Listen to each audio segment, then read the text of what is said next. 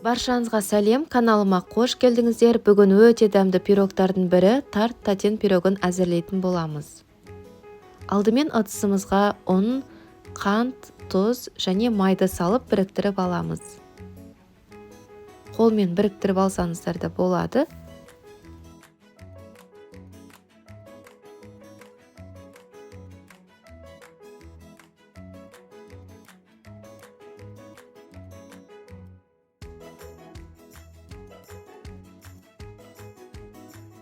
Үстіне бір жұмыртқаны салып, жұмсақ қамыр илейміз.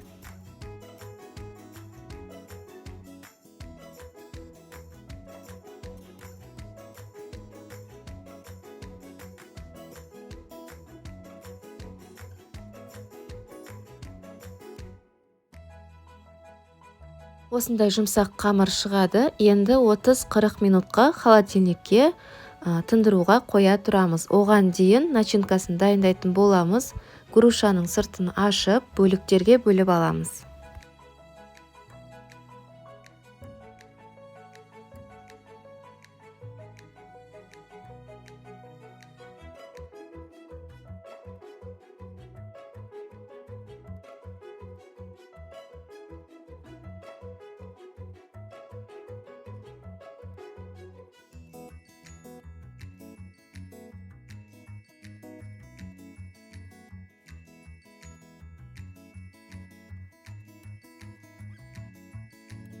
Енді қантымызды ерітеміз.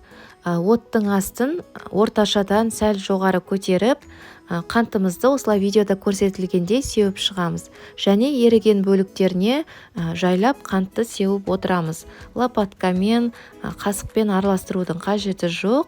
Тек еріген бөліктеріне осылай қантты сеуіп отыратын боламыз.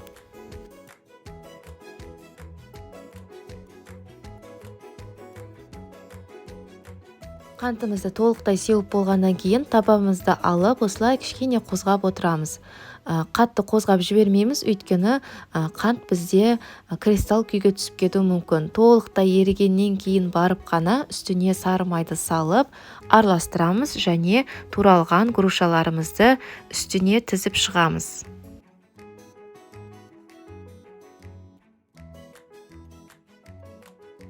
Одан кейін оттың астын көтереміз де 7-8 минутқа грушалар карамель күйге түскенге дейін қалдырамыз.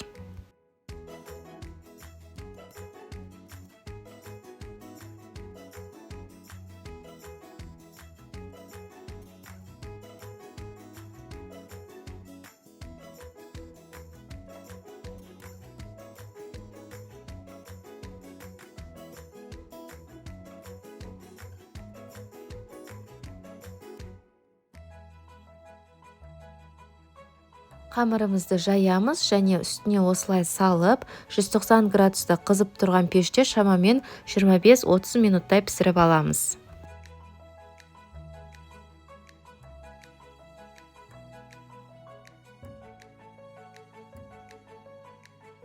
Мінеге бізде пирогымыз дайын болды. Артық суын осылай құйып аламыз.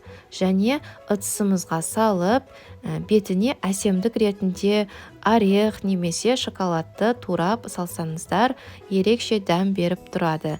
Міндетті түрде жасап көріңіздер. Арнама тіркеліп, лайк басып, комментарий қалдыруды ұмытпаңыздар.